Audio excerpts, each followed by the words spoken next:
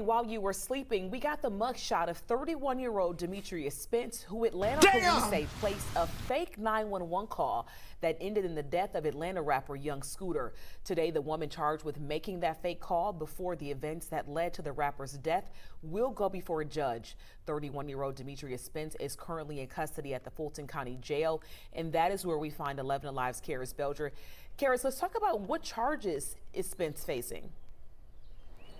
Well, Spence is charged with transmitting a false public alarm. She's scheduled to have her first appearance at noon today. Police put out a public call earlier this week asking for the voice of the woman who made those 911 calls to be identified. Later, they say Spence was taken into custody. Young Scooter, whose legal name was Kenneth Bailey, died from injuries to his leg, according to the medical examiner. A statement says he, quote, punctured his right thigh, which led to blood loss. Now, police say they were called to a home on William Nye Drive Southeast on March 29th about a dispute and a report of a woman being dragged into a home. The caller, who police say was Demetria Spence, claimed there were gunshots. Atlanta police say officers knocked on the door of the home and a man opened the door before closing it in their faces. Officers say then two men, including Bailey, left the home and jumped a fence. And officers say they were not able to corroborate the claims made in those 911 calls. Here's a little bit of that audio. The situation that's going on right now, this girl doesn't have on any clothes. They threw her outside. He was fighting the girl. It sounded like they were fighting over drugs. And they started shooting.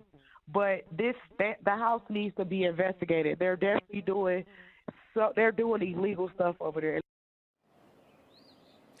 Now, Atlanta police have released a statement, and they reiterated in that statement that they did not fire their weapons during their interaction with Bailey or any of the others, nor did they use force. Right now, the incident is still under investigation. I'm Karis Belger, 11 Alive News. All right, Karis.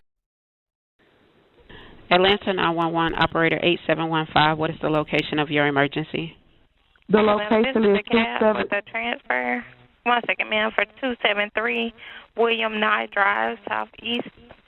273 William Nye. Yeah. No, it's 273 William. Oh, you said Nye, NYE, right? Yes. Okay. Okay. All right. Thank you. Thank you to cab. Hello, caller. You're welcome. Hi. Do you need police, fire, EMS? Actually, both. If you could say both. There was literally a shooting. The house, literally the neighbors next door, the house of the address that I just gave you, the 273. There is literally a whole domestic dispute going on. There's like 7 guys that live in this house. And What's your name? I'm sorry. What is my name? Okay. Okay. Tell me exactly what happened. Okay. So I'm the neighborhood watch. And basically, like I said, these guys they're like selling drugs in and out of the house. All you see is guys coming in and out of the house with guns and stuff. They holding guns in the air, and then it's like, I'm not sure if they're pimping, but it's the situation that's going on right now. This girl doesn't have on any clothes. They threw her outside. He was fighting the girl. He literally fought the girl. I'm not sure what they was fighting over, if they was fighting over drugs. That's what it sounded like. It sounded like they were fighting over drugs. Salute, salute, salute. A few days ago when I posted this in a Patreon, right? This before all this information came out. I said this is messed up that this happened to him on his B-Day. Now, I don't know. I never heard of him before. Not familiar with his music, but there was brothers in the Patreon that rocked with his music before. And I said, yeah, this is messed up. That's without knowing anything else. Then this came out. And when this came out, it reminded me of the live streams that I was doing last year and the year before last. And I was telling brothers how, dealing with them, what ends up happening, right, when things don't go their way, one of their ways of dealing with you is calling Brad with a badge, right? And knowing where that can lead and hoping it leads there. Hoping that it leads there.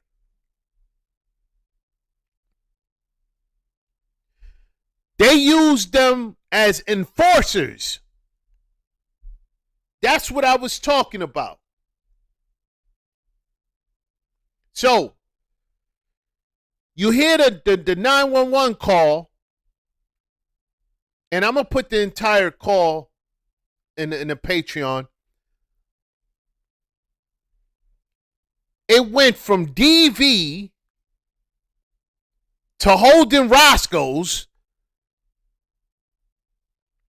All of a sudden, then the pimping,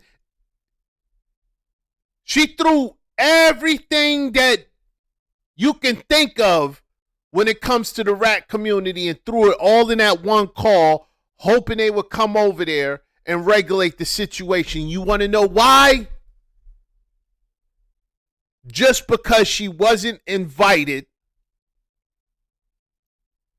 to his birthday party. You big dummy.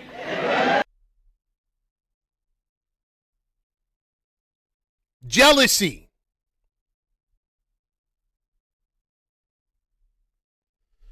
Now, this is what she is her street name, nickname is Demi Blanco, a former Zeus Baddies contestant. You saw that mugshot. That's what they really look like. This is what I be talking about, the cake batter. Does that look like the same person? That's what those baddies look like. Does this look like the same person in that mugshot? This is what the baddies look like.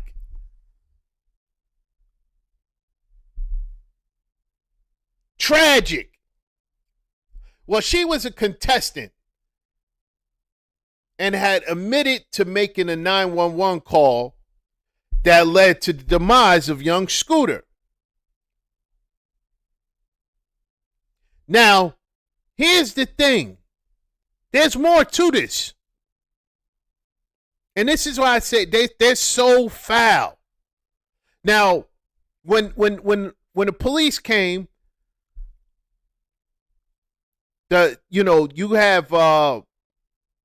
you have story surfacing that said that he jumped a fence and it struck one of the main arteries in his legs, and then you have other stories saying that the police sent them to the upper room. So it's up in the air. You won't know until later. You know, people are still investigating what really happened. But ultimately, she caused this, right? Now, here's the thing. When she wasn't invited, this is what she did. But you know who went to the party without her? Her boyfriend.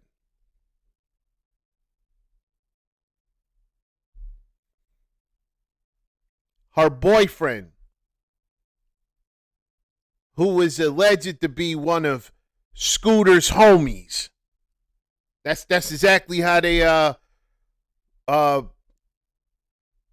put it in the article. Scooter's homies, right? So,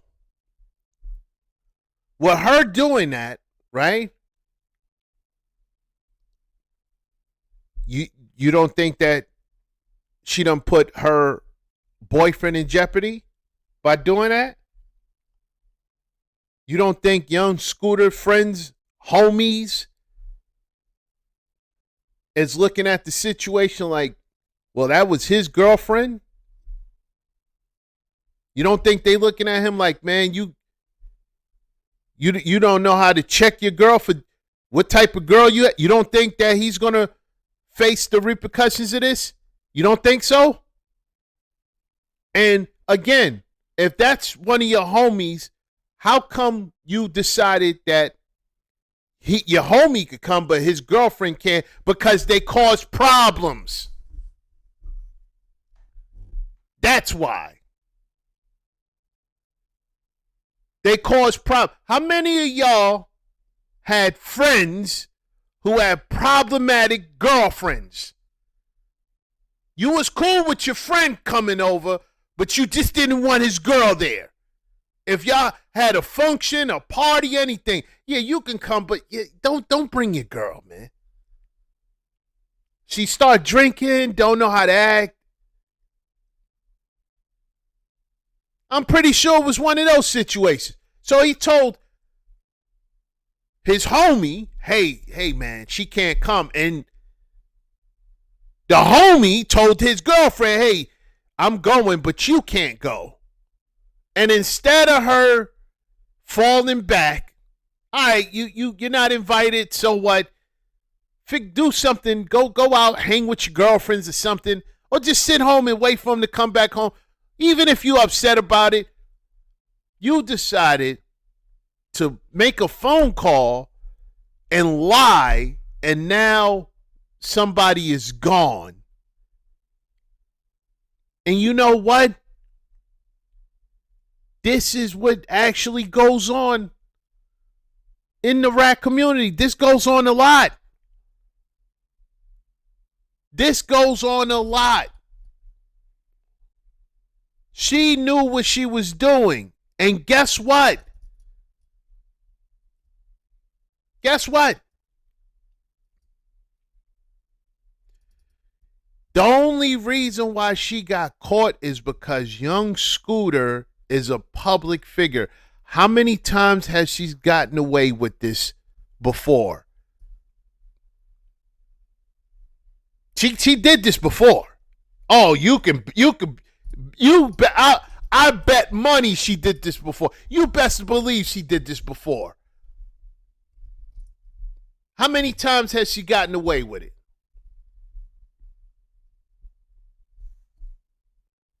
I'm telling you, the only reason why she didn't get away with it this time is because he's a public figure and there was a fatality.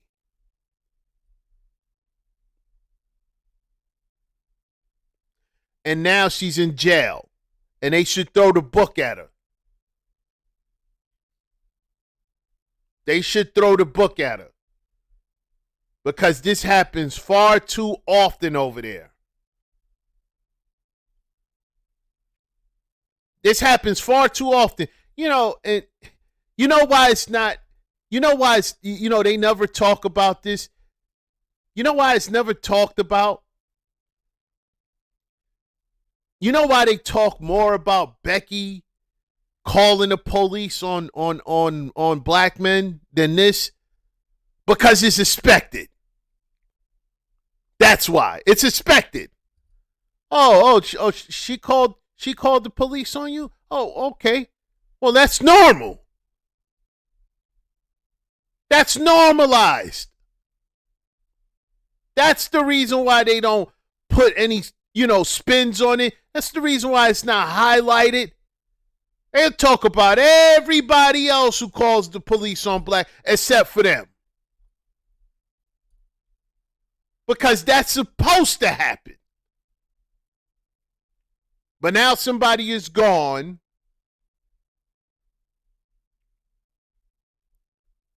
And you know the sick part about this? She don't feel no remorse about it at all.